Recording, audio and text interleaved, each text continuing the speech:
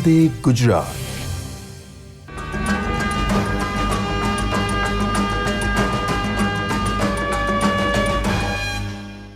સૌને નમસ્કાર. ધોરણ 1 થી 5 અને ધોરણ 9-10ના નવનિયુક્ત શિક્ષકો માટેની જુદા જુદા જિલ્લા શિક્ષણ અને તાલીમ ભવન ખાતે આયોજિત ઇન્ડક્શન તાલીમમાં આપ સૌનું સ્વાગત છે. આપ સૌ જાણો છો એ પ્રમાણે આ તાલીમ 5 દિવસીય તાલીમ છે અને એમાં જુદા જુદા 5 કૌશલ્યો શીખવવામાં આવશે, જેમાં પાઠ આયોજન કૌશલ્ય છે, વિષય વસ્તુની રજૂઆતનું કૌશલ્ય છે, પ્રશ્ન પૂછવાની કૌશલ્ય છે એટલે પ્રશ્નોત્તરી કૌશલ્ય છે, ટેકનોલોજીના ઉપયોગનું કૌશલ્ય છે અને મૂલ્યાંકનનું કૌશલ્ય છે. જે પૈકી આજે પાઠ આયોજન કૌશલ્ય ઉપર આપ સૌને તાલીમ આપવાનું આયોજન કરવામાં આવ્યું છે. આજે મારી સાથે સ્ટુડિયોમાં માન્ય નિયામક શ્રી GCRT PK ત્રિવેદી સાહેબ છે, doctor Devdatt Pandya sir reader GCRT છે, doctor Vijaybhai Patel reader GCRT છે અને ડૉક્ટર પંકજભાઈ પટેલ મિસ્ત્રી રિસર્ચ એસોસિએટ છે. માન્ય દેવદત્ત પંડ્યા સાહેબને હું વિનંતી કરું કે આ આજની તાલીમ વિશે અને એના મહત્ત્વ વિશે આપને જણાવે. માન્ય પંડ્યા સાહેબ. નમસ્તે સારસ્વત મિત્રો. નવનિયુક્ત શિક્ષકોને આ ટીચિંગ સ્કિલ આધારિત જે તાલીમ છે એમાં આપ સૌનું સ્વાગત છે. અને શિક્ષણ જેવા પવિત્ર વ્યવસાયમાં આપ સૌની યાત્રા શરૂ થઈ રહી છે એ બદલ આપ સૌને ખૂબ ખૂબ અભિનંદન. અને આ જે શિક્ષણનું પવિત્ર યજ્ઞ કાર્ય છે એમાં આપની તો આ પ્રથમ આહુતિ છે કે જેને લીધે આપણા ગુજરાતનું શિક્ષણ જે છે એ વધારે સુગંધિત બને એવી પ્રાર્થના. અને આ તાલીમમાં કોઈક વસ્તુ આપને શીખવાડી દેવી એવો એકમાત્ર હેતુ નથી. આ જે તાલીમ જે છે એમાં શિક્ષણને જીવવા માટેનો એક અવસર ફરીવાર આપણને પૂરો પડે એવો પણ એક હેતુ રહેલો છે. કારણ કે રાષ્ટ્રીય શિક્ષણ નીતિ એવું કહે છે કે વર્ગખંડનું જે શિક્ષણ કાર્ય છે એ જીવંત હોવું જોઈએ અને અસરકારક હોવું જોઈએ.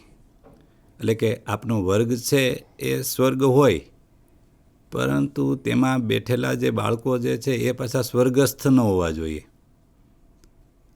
તો એની માટે જે જરૂરી કૌશલ્યો જે છે એમાંથી પાયાના મુખ્ય 5 કૌશલ્યો, એ પછી પાઠનું આયોજન હોય, વિષય વસ્તુની રજૂઆત કરવાનું કૌશલ્ય હોય, રિસોર્સ મટીરિયલ અને ટેકનોલોજી. કારણ કે આજ ટેકનોલોજીને કારણે એટલું બધું મટીરિયલ ઉપલબ્ધ છે કે એમાંથી પસંદગી કરવી એ પણ એક કૌશલ્ય કહી શકાય.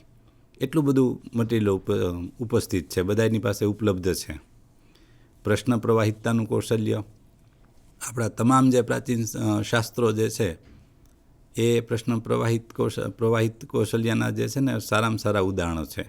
કારણ કે મોટાભાગનું સાહિત્ય જે છે પ્રાચીન સાહિત્ય એ કોઈ પ્રશ્ન પૂછે અને સામેના જે જ્ઞાતા હોય, જેને અત્યારે આપણે શિક્ષક કહીએ છીએ, એ એનો જવાબ આપે અને એમાંથી આખું આપણું પ્રાચીન સાહિત્ય નિર્માણ થયું છે. અને છેલ્લે સ્વાભાવિક છે કે મૂલ્યાંકનનું કૌશલ્ય. તો આ 5 પાયાના જે મુખ્ય કૌશલ્યો જે છે એને ધ્યાનમાં રાખી આપ સૌ લોકો સારામાં સારું શિક્ષણ કાર્ય કરી શકો તે માટેના તજજ્ઞો તેમજ મોડ્યુલનું નિર્માણ GCRT પરિવારે અને શિક્ષકો દ્વારા થયું છે.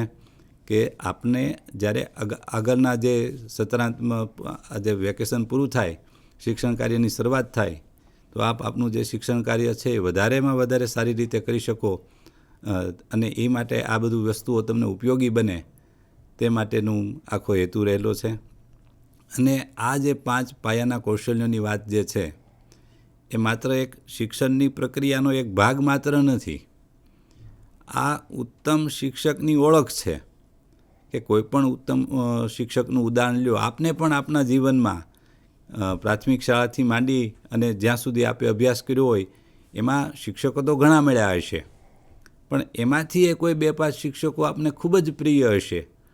તો એમાં પણ આપ જો અત્યારે એમનું મૂલ્યાંકન કરો તો તો આપ સમજી શકો છો કે એમાં આ 5 પાયાના જે કૌશલ્યો છે ને એમાં એનું ખરેખર મહારત હતી, એમાં એનું કૌશલ્ય પૂર્ણ હતું.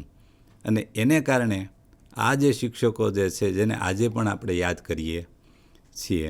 અને એટલા માટે આ જે 5 કૌશલ્યો જે છે એ સિવાયના કૌશલ્યો પણ અગત્યના છે, પણ આ 5 કૌશલ્યો ઉપર જો શિક્ષકને બરાબર પકડ આવી જાય, જો બરાબર એને આત્મસ્થ કરી લે, હૃદયસ્થ કરી લે, તો એનું જે શિક્ષણ કાર્ય જે છે એ ખૂબ જ સારી રીતે થઈ શકે અને જે વર્ગનું જે વાતાવરણ છે એ જીવંત રહે અને જેને કારણે જે શિક્ષણની પ્રક્રિયા છે એ નીરસ ન બને અને વધારે રસપ્રદ રીતે પોતાની બાબતને બાળકો સમક્ષ રજૂ કરી શકાય.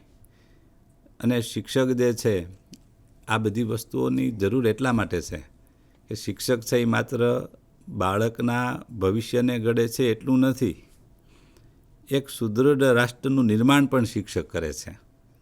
અને આ બધી બાબતો માટે આ પાયાના કૌશલ્યોની ખાસ જરૂર છે. અને ભગવદ્ ગીતાજીમાં પણ કીધેલું છે કે યોગઃ કર્મશુ કૌશલમ.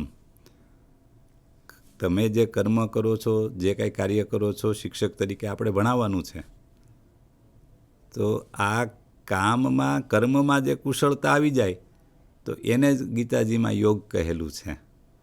તો આપણે પણ સાથે મળી અને જે નવું સત્ર શરૂઆત થાય ત્યારે અહીંયાથી જે કાંઈ આપણને પીરસવામાં આવે એ આપ પોતાના વર્ગખંડના શિક્ષણ કાર્યમાં પણ એનો ઉપયોગ કરો અને આપની પાસે જે બાળકો અભ્યાસ કરી રહ્યા છે એના સુંદર ભવિષ્યનું આપ નિર્માણ કરો એવી આશા છે.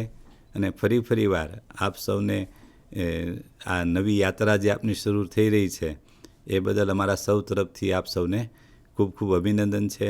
ધન્યવાદ. આભાર પંડ્યા સર.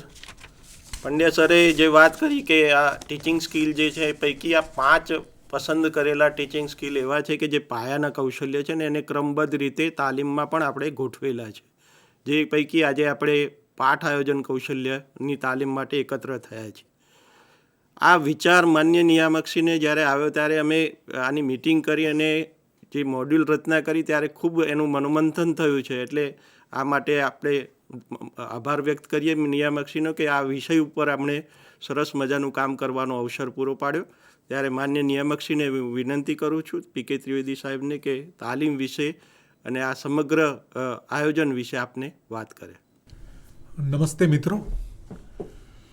ધોરણ 3 થી 5 અને ધોરણ 9 અને 10ના નવનિયુક્ત શિક્ષકો માટેની ઇન્ડક્શન તાલીમમાં આજના આ તાલીમ વર્ગમાં બાયસેક પ્રસારણમાં સ્ટુડિયોમાં ઉપસ્થિત અમારા GCRTના તાલીમ શાખાના રીડર શ્રી ડૉક્ટર દેવદત્તભાઈ પંડ્યા, અમારા ગણિત વિજ્ઞાન એકમ તેમજ PNM શાખાના પ્લાનિંગ એન્ડ મેનેજમેન્ટ શાખાના રીડર શ્રી ડૉક્ટર વિજયભાઈ પટેલ, GCRTમાં તાલીમ શાખાની કામગીરી સંભાળે છે એવા અમારા રિસર્ચ એસોસિએટ શ્રી ઇકબાલભાઈ, શ્રી પાલિયાભાઈ, તજજ્ઞ તરીકે ઉપસ્થિત અમારા રિસર્ચ એસોસિએટ શ્રી પંકજભાઈ મિસ્ત્રી, અન્ય તજજ્ઞ મિત્રો, તેમજ આપ સૌ જિલ્લા કક્ષાએ આ તાલીમમાં ઉપસ્થિત અમારા તાલીમ ભવનના પ્રાચાર્યશ્રી, તાલીમ ભવનના લેક્ચરરશ્રીઓ, વર્ગ સંચાલકશ્રીઓ, તેમજ આપ સૌ નવનિયુક્ત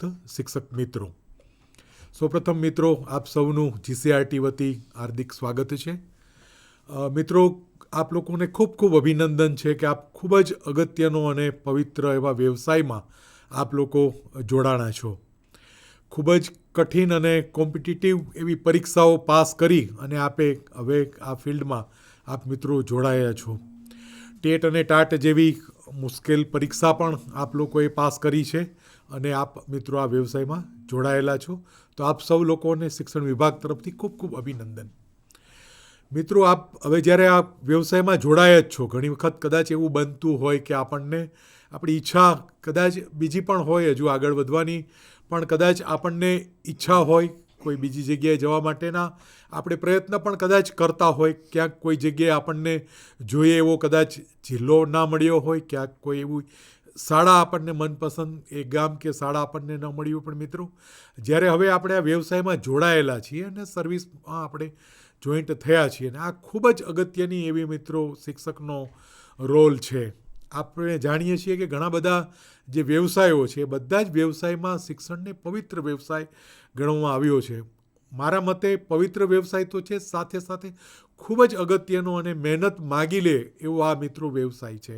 આમ આપણને લાગે કે શિક્ષણની જોબ છે એ આમ સરળ અને ઇઝી હોય એટલે એમ કે આપણે એને લઈ શકીએ. હા, એક સરખી કામગીરી છે એ પ્રકારે એને આપણે સરળ ગણી શકીએ, પણ ખૂબ જ કઠિન કામગીરી છે મિત્રો. આપના જે આ થોડા અનુભવો થયા હશે 1-1.5 મહિનાના, એનાથી પણ આપે જાણ્યું હશે કે આપે 40-50 બાળકોને, આપણા વર્ગના બાળકોને આપ જે વિષય લેતા હો એ વિષયમાં એને ઘડવા માટેનો, એને સમજાવવાનો, આપણે પોતાને સમજવું પણ ઘણી વખત અઘરું પડતું હોય છે. તો આ તો આપણે આપણી સામે, તમારી સામે વર્ગખંડમાં જે બાળકો છે એ બાળકોને સમજાવવાનું છે. દરેક બાળકની અલગ અલગ કેપેસિટી હોય છે, દરેક બાળક છે એની વ્યક્તિગત એના તફાવતો હોય છે. આ બધું જ ધ્યાને રાખવા છતાં પણ શિક્ષક મિત્રો ખૂબ જ અથાગ પ્રયત્ન કરીને આ બધા જ વિદ્યાર્થીઓને ઘડવા માટેનું ખૂબ જ પવિત્ર અને અથાગ મહેનત માગી લે એવી કામગીરી મિત્રો કરી રહ્યા છે.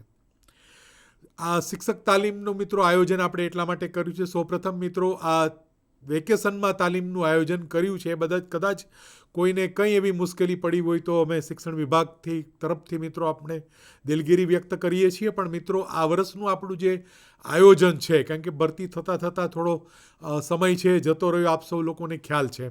હવે બીજું સત્ર છે, બીજા સત્રમાં અમારા તાલીમના ઘણા બધા મિત્રો ઓલરેડી પ્લાનિંગ છે થઈ ગયા હતા, અને આપના 5 દિવસ જેટલી તાલીમ, અને આપણે એક નિયમ એવો સ્વીકારેલો છે જીસીઆરટી અને શિક્ષણ વિભાગ તરફથી કે શાળામાંથી એટ એ ટાઈમ એક જ શિક્ષક તાલીમમાં જાય, એટલે કોઈ એક જ વિષયની તાલીમનું આપણે આયોજન કરીએ. બાકીના શિક્ષક મિત્રો ત્યાં શાળામાં હોય, જેથી શાળાનું પણ કાર્ય છે, શૈક્ષણિક કાર્ય છે એ ડિસ્ટર્બ ન થાય એ રીતે મિત્રો પ્લાનિંગ કરવાનું હોય. એટલે મિત્રો આ વેકેશનમાં આપણે આ તાલીમનું આયોજન કર્યું છે. જે મિત્રોને પોતાના વતનના જિલ્લામાં માટેની જે રજૂઆત હતી, અમે શક્ય ત્યાં સુધી પ્રયત્નો કર્યા છે કે એને સમાવેશ કરવામાં આવે, કારણ કે આ અંગેની રજૂઆત અને નિર્ણય અમે પાછળથી લીધો હતો. એ પહેલાં મિત્રો તજજ્ઞ અમે તૈયાર કરતા હોઈએ છીએ, રાજ્ય કક્ષાએથી તજજ્ઞો તૈયાર થતા હોય છે. અમારું જે એસઆરજી ગ્રુપ છે એના મિત્રો આ તાલીમનું આયોજન કરતા હોય છે. ત્યાર પછી જે જિલ્લા કક્ષાના તજજ્ઞો છે એને એના વર્ગની જે સંખ્યા છે એના આધારે મિત્રો તજજ્ઞો અમે તૈયાર કર્યા હોય, એટલે અમુક મર્યાદાથી વધુ શિક્ષકોને આપણે આ તાલીમમાં સમાવેશ ન કરી શકીએ. એટલા માટે આપ કોઈ મિત્રોને અગવડતા પણ કદાચ પડી હશે, પણ મિત્રો આ એક ખૂબ જ પવિત્ર વ્યવસાય અને અગત્યની કામગીરીમાં મિત્રો આપ જોડાયેલા છો. અલગ અલગ ઘણા બધા કારણોને હિસાબે આપણે આ ભરતી મિત્રો થોડી મોડી કરી શક્યા છીએ, એટલે એ રીતે પણ આપણી પાસે મિત્રો સમય ઓછો હોવાને કારણે આ પ્રકારનું મિત્રો આયોજન છે એ આપણે કર્યું છે. આ મિત્રો તાલીમની જરૂરિયાત એટલા માટે છે કે આપ લોકોએ ગ્રેજ્યુએશન કર્યું હોય, અલગ અલગ યુનિવર્સિટીમાં કર્યું હોય, અલગ અલગ કોલેજમાં કર્યું હોય, તો ત્યાં જે ભણાવવાની પદ્ધતિ છે એ સ્વાભાવિક છે કે થોડી પ્લસ માઇનસ અલગ અલગ પ્રકારની હોઈ શકે. એવી જ રીતે મિત્રો આપ લોકોએ ડીએલએડ, પીટીસી અથવા તો આપ લોકોએ બીએડ કર્યું હોય તો એ પણ અલગ અલગ યુનિવર્સિટી, અલગ અલગ કોલેજ, અલગ અલગ સંસ્થામાં આપે કર્યું હોય. આપને જે લેક્ચરર મિત્રોએ અલગ અલગ પ્રકારના જે કંઈ કૌશલ્યો છે એ ભણાવ્યા હોય એ મિત્રો પણ અલગ અલગ હોય, એટલે એક કોમન પેલામાં આપણે સારી રીતે કામગીરી મિત્રો કરી શકીએ. એટલા માટે આ તાલીમનું મિત્રો આપણે આયોજન કર્યું છે. આમ તો અમારા પ્લાનિંગ મુજબ 10 દિવસની આ તાલીમનું આયોજન હતું, પણ મેં આપને અગાઉ જ કહ્યું એમ કે આપણે એટલો આ બીજા સત્રની શરૂઆત છે, એટલે હવે આપણે બહુ એમાં એ કરી ન શકાય, એટલે આપણે થોડું ઓછું કરીને અત્યારે 5 દિવસ માટેની કરી છે. જ્યારે અનુકૂળતા થશે ત્યારે બીજા 5 દિવસની પણ મિત્રો આપણે લોકોની તાલીમનું આયોજન છે અમે મિત્રો કરીશું. અમારા જીસીઆરટીના સર્વ અધિકારીશ્રીઓ અને અમારા રિસર્ચ એસોસિએટ, રિસર્ચ ફેલો મિત્રો અને આપણો સ્ટેટ રિસોર્ચ ગ્રુપ છે, દરેક વિષયના આપણા શિક્ષક મિત્રો પૈકીના જ બધા જે શિક્ષક મિત્રો એસઆરજી ગ્રુપમાં છે એને મિત્રો ખૂબ જ મહેનત કરી અને આ ખૂબ જ એવું મોટું મોડ્યુલ છે મિત્રો તૈયાર કર્યું છે. આપની પાસે આ મોડ્યુલ છે, એની પ્રિન્ટ આઉટ આપને આપવામાં આવશે, અથવા તો આપને સોફ્ટ કોપી જે તે જિલ્લામાં જે રીતે આયોજન હશે એ રીતે આપવામાં આવશે, પણ બાદમાં આપને હાર્ડ કોપી તો આપવામાં આવશે. તો આ એક ખૂબ જ સુંદર ગ્રંથ આપણે માની શકીએ એવો મિત્રો આ બધા જ મિત્રોએ તૈયાર કર્યો છે. એ લોકોનો પણ બધાનો આપણે મિત્રો આ તબક્કે આપણે આભાર માનીએ છીએ. અને એક સરસ પ્રકારનું વાતાવરણ છે આપણા રાજ્યમાં શિક્ષણનું બને, એક સરખું વાતાવરણ બને એટલા માટે મિત્રો આ તાલીમ અને આ મોડ્યુલનું આપણે આયોજન કર્યું છે. ખૂબ જ અમારા તજજ્ઞ મિત્રો પણ આપ લોકોને ખૂબ જ મહેનત કરી અને આપ લોકોને છે એ આપની સાથે આ બધા જ જે ટોપિક છે, ખાસ કરીને જે 5 કૌશલ્યો મૂક્યા છે, કારણ કે આપણે સૌ જાણીએ છીએ કે ટીચિંગનો વ્યવસાય છે એક સ્કિલ આધારિત છે. એમાં જો આપણને વ્યવસ્થિત સ્કિલ ન હોય, મેં અગાઉ જ આપને કહ્યું કે આપણા વર્ગખંડ સમક્ષ આપની સમક્ષ જે 45-40 બાળકો છે એ અલગ અલગ વાતાવરણના, એની કેપેસિટી અલગ અલગ પ્રકારની છે, એને કઈ રીતે હેન્ડલ કરવા અને એને વધારે કઈ રીતે જ્ઞાન આપવું, આ ખૂબ જ કઠિન એવું કામ, સ્કિલ માગી લેવું મિત્રો કામ છે. તો અલગ અલગ પ્રકારની જે પ્રાથમિક જરૂરિયાતની જે સ્કિલો છે, 5 સ્કિલનો મિત્રો અહીંયા આપણે ઉપયોગ કર્યો છે. અમારા તજજ્ઞ મિત્રો એ સ્કિલ વિશે આપને વાત કરશે, આપ ત્યાં ડિસ્કસ પણ કરશો, આપ ગ્રુપ વર્ક કરીને ડેમોન્સ્ટ્રેશન પણ કરશો. એમાં જે કંઈ સૂચનો હશે એ પણ અમારા તજજ્ઞ મિત્રો આપને કરશે. તજજ્ઞ મિત્રો છે આપ પૈકીના જ શિક્ષક મિત્રો, પણ આપ કરતાં થોડા અનુભવી, આ ફિલ્ડમાં ઘણા સમયથી આ કામગીરી જોડાયેલા છે એવા મિત્રો છે અને એને આ કામગીરી માટે રસ છે એવા મિત્રો આ તાલીમ છે મિત્રો આપને આપવાના છે. એટલે આપણા પૈકીના જ આ મિત્રો છે, એટલે એને પણ મિત્રો આપ સુંદર સહયોગ આપશો એવી પૂરતી અપેક્ષા છે. અને જે પ્લાનિંગ અહીંથી કરવામાં આવ્યું છે ને જે રીતે એને શક્ય હશે એટલા મુદ્દા છે એ મિત્રો એની ત્યાં ચર્ચા કરશે. બાકી મોડ્યુલ સ્વરૂપે તો અમે આપને આપવાના જ છીએ. આપ વાંચીને પણ એ બધી તૈયારી છે એ મિત્રો કરી શકો, એ ખૂબ જ જરૂરી છે. મિત્રો આપ સૌ જાણો છો એમ કે ક્લાસરૂમમાં જ્યારે આપણે એન્ટર થઈએ ત્યારે આપણે એમાં કઈ રીતે કામગીરી કરવાની, આપને એનું આખું સમગ્ર જે આપને નોલેજ છે અથવા તો એની જે કંઈ સ્કિલ છે એની મિત્રો આ તાલીમ આપવામાં આવશે. દરેક બાળક છે એ અલગ અલગ હોય, દરેક બાળકની આપણે કેપેસિટી છે એક શિક્ષક તરીકે મિત્રો આપણે ઓળખવી પડે. જેમ જેમ સમય જતો જાય એમ આપને સ્વાભાવિક છે કે ખ્યાલ આવી જાય. આપણે શિક્ષક તરીકે સૌથી પ્રથમ આપણું કામ એવું છે કે આપણા જે બાળકો છે વર્ગખંડના, એને આપણે એનું જે સ્તર છે એને આપણે પહેલાં ઓળખી લેવા જોઈએ. એટલે કે આપણા બાળકને ઓળખી લેવા જોઈએ. ઘણા બાળકો છે એ બહિર્મુખી પ્રતિભા ધરાવતા હોય, ઘણા બાળકો છે અંતર્મુખી પ્રતિભા ધરાવતા હોય, કોઈને કોઈ એવા ઘરના પણ એવા સંજોગો હોય એમાંથી એ બાળક આવતું હોય તો એનું અલગ પ્રકારનું મિત્રો વાતાવરણ છે રહેતું હોય છે. એટલે આ બધી જ બાબતોને ફેક્ટરને ધ્યાનમાં રાખીને સૌપ્રથમ કામ મિત્રો આપણે એ વિદ્યાર્થીને ઓળખવાનું કામ કરવાનું છે કે વિદ્યાર્થીને કેવા પ્રકારની જરૂરિયાત છે. ઘણી વખત એવું પણ બને કે અમુક બાળકો એવા પણ હોય કે એને પણ હજુ પણ કદાચ એ 3 થી 5ના આપ શિક્ષકો તો એને વાંચન લેખન ગણનમાં હજી પણ એને ક્યાંક બેઝિક બાબતોમાં હજુ પણ મુશ્કેલી પડતી હોય. તો આપણે શિક્ષક તરીકે એ બાબતો છે એને આપણે ઓળખી અને પછી એને આપણે એ કામ છે એ આગળમાં આપણે લઈ જવું જોઈએ. કોઈ પણ ટોપિક આપણે નવો મિત્રો ભણાવીએ તો એ ટોપિક માટે બેઝિક આગલા ધોરણના જે નોલેજની જરૂરિયાત છે વિદ્યાર્થીને, એ એની પાસે છે કે કેમ એ આપણે મિત્રો ચકાસી લેવું જોઈએ.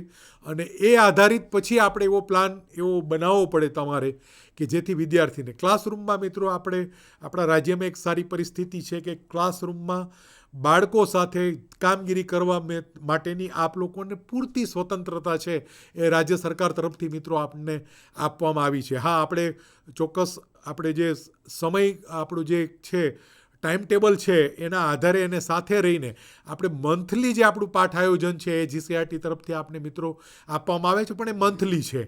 એટલે ક્યારેક કોઈ ક્લાસમાં કોઈ એવું બને કે આપણે 1 કે 2 પીરિયડ કોઈ એ વિષય ચાલુ કરતાં પહેલાં અન્ય વિષયો ઉપર આપણે એનો જે બેઝિક નોલેજની જે વાત છે એમાં આપણે કદાચ વ્યતીત કરવા પડે એવું પણ બને. ક્યાંક કોઈ જગ્યાએ છોકરાઓ હોશિયાર હોય, કદાચ એનું એ નોલેજ સારું પણ હોઈ શકે, તો કદાચ આપ સીધો પણ એ ટોપિક છે મિત્રો ચાલુ કરી શકો. તો આ અલગ અલગ પ્રકારની ઘણી બધી ડાયવર્સિટી છે મિત્રો આપણી શાળાઓમાં રહેલી હોય છે. જેમ જેમ આપને અનુભવ થતો જશે એમ આપણને ખ્યાલ આવતો જ જશે. એટલે આમ બાળકને જોઈને જ આપને ખ્યાલ આવી જશે કે બાળક છે એ આમ પણ એક ટીચરને એના વિદ્યાર્થીને અમુક દિવસો અથવા તો અમુક વાતચીત કરવાથી જ એને ખ્યાલ આવી જતો હોય છે કે આ વિદ્યાર્થીનું લેવલ છે એ કેવા પ્રકારનું છે. છતાં પણ મિત્રો આપણે ત્યાં વિદ્યા સમીક્ષા કેન્દ્ર અને સમગ્ર શિક્ષાના માધ્યમથી ઘણો બધો ડેટા છે આપણી પાસે અવેલેબલ છે. વિદ્યાર્થી રિપોર્ટ કાર્ડ છે, એસએટીમાંથી આપણે જે પરીક્ષા લઈએ છીએ સત્રાંત અને વાર્ષિક,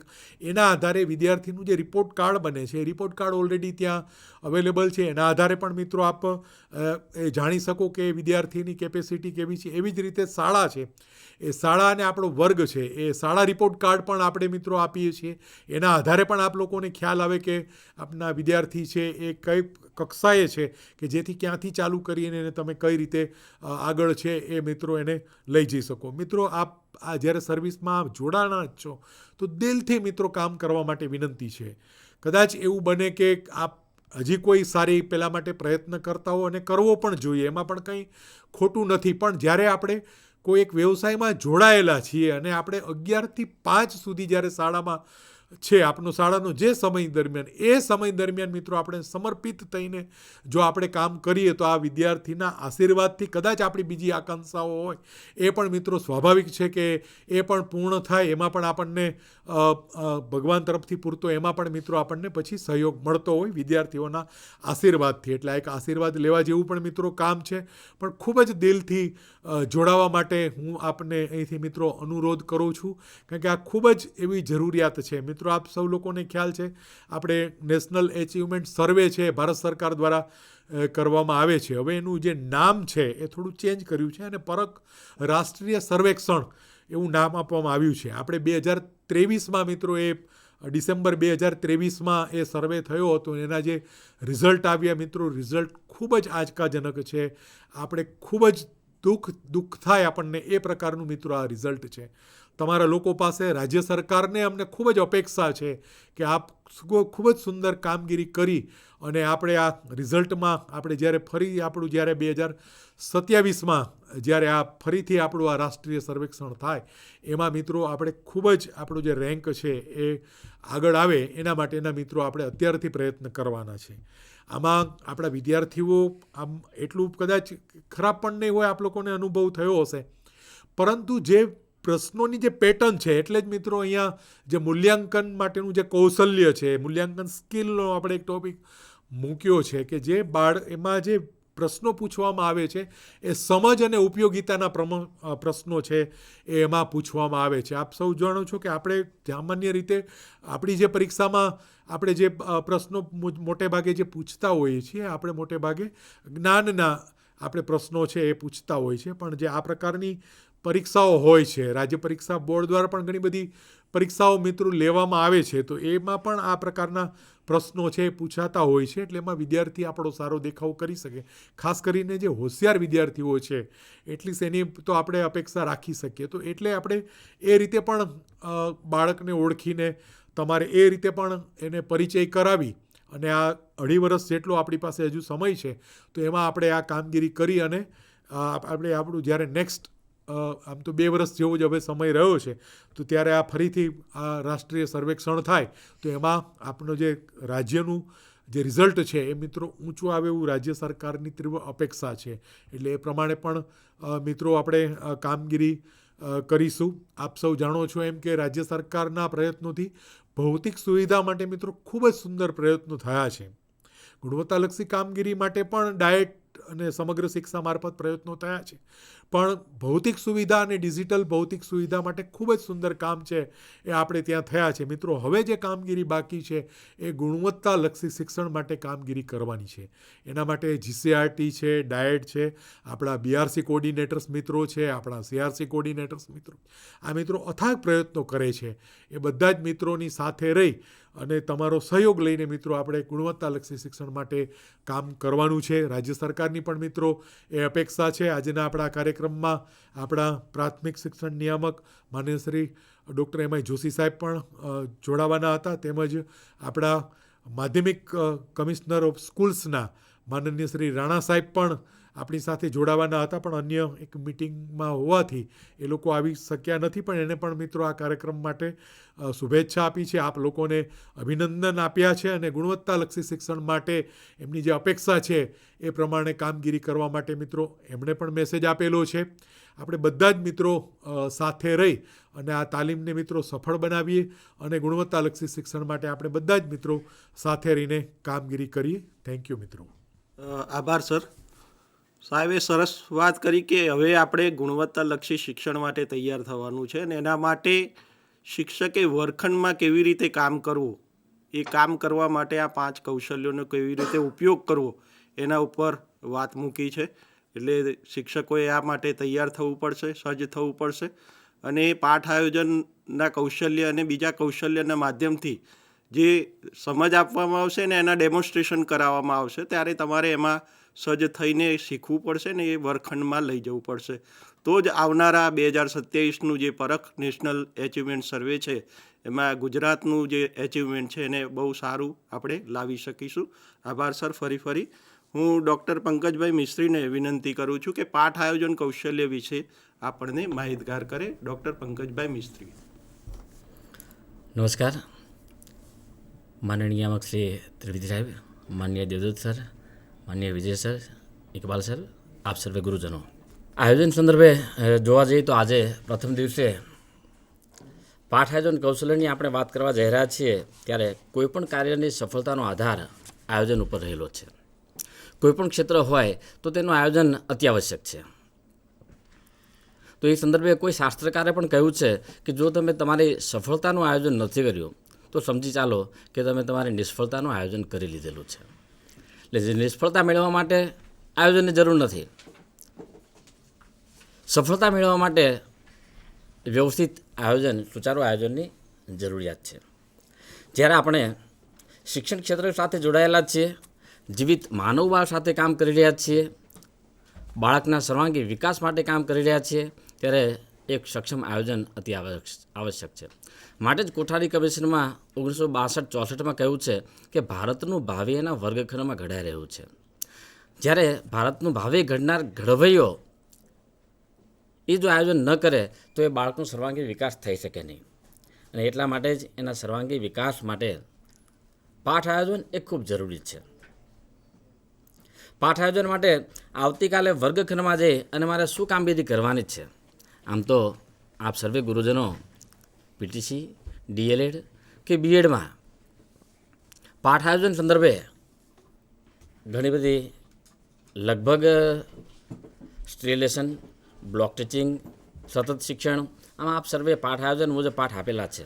પરંતુ હવે જ્યારે વ્યવહારમાં ઉપયોજનમાં લેવાનું છે ત્યારે પાઠ આયોજન લેખિત સ્વરૂપમાં થાય એ પણ અત્યાવશ્યક છે. કારણ કે આપ સર્વે આજે વર્ગખંડમાં કામ કરો છો ત્યારે શું આપણે ખરેખર એ પાઠ આયોજનને અનુસરીએ છીએ ખીરા? જો હા તો બહુ સરસ, જો ના તો આપણે એ મુજબ થોડો પ્રયાસ કરીએ અને આવતીકાલે વર્ગખંડમાં મારે શું કામગીરી કરવાની છે એનું હું થોડું માઇક્રો લેસન કરી લઉં તો કદાચ હું વધુ સારું, અસરકારક અને રસદાયી શિક્ષણ કાર્ય કરી શકું. સુનિલ ગાવસ્કરને કોઈએ પૂછ્યું કે આપણી સફળતાનું રહસ્ય શું? ત્યારે એમણે ખૂબ સરસ જવાબ આપેલો કે હું દરેક મેચ 3 વખત રમું છું.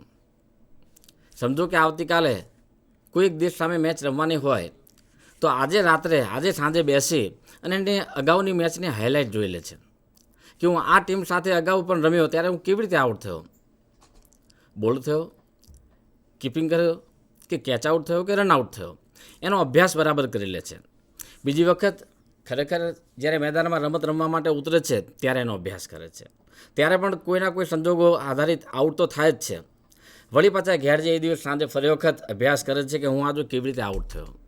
દરેક મેચને 3 વખત જુએ છે, જાણે છે ને અભ્યાસ કરે છે. તો એક શિક્ષક તરીકે મારી પણ એક ફરજ બને છે કે હું જ્યારે આવતીકાલે મારા વર્ગખંડમાં જાઉં છું, મારા બાળકો સાથે શિક્ષણ કાર્ય કરું છું ત્યારે ખરેખર મારે કેવી તૈયારી કરવી જોઈએ. વિષય વસ્તુ છે એ ગોલ અચીવ કરવા માટેનું એક માધ્યમ છે, એ સાધ્ય નથી, એ સાધન છે. બરાબર મારા મગજમાં ક્લિયર હોવું જોઈએ. એનઈપી 2020 અને એનસીએફ 2023 એમાં ઇનોવેટિવ પેડાગોજીની પણ વાત કરી છે અને એટલા માટે જ આપણે શિક્ષક આવૃત્તિની જે પ્રથમ સત્રની તાલીમ 29 સપ્ટેમ્બરે પૂર્ણ કરી ત્યારે ઇનોવેટિવ પેડાગોજીની વાતો અંદર મૂકેલી છે. એટલે આપ સર્વને એ પણ વિનંતી છે કે આનું મોડ્યુલ પણ આપણી શાળામાં હશે તો ઇનોવેટિવ પેડાગોજીનો ઉપયોગ આ સ્કિલ આધારિત કૌશલ્યમાં તેમજ વર્ગખંડ શિક્ષણ કાર્યમાં એનો પણ ઉપયોગ કરીએ આપણે. માટે એનસીએફમાં કહ્યું છે કે કરિક્યુલમ ગોલ્સ એટલે કે સીજી એ અચીવ કરવા માટે કોમ્પિટન્સી, ક્ષમતાઓ એ અચીવ કરવા માટે એલઓ એટલે કે લર્નિંગ આઉટકમ, અધ્યયન નિષ્પત્તિ.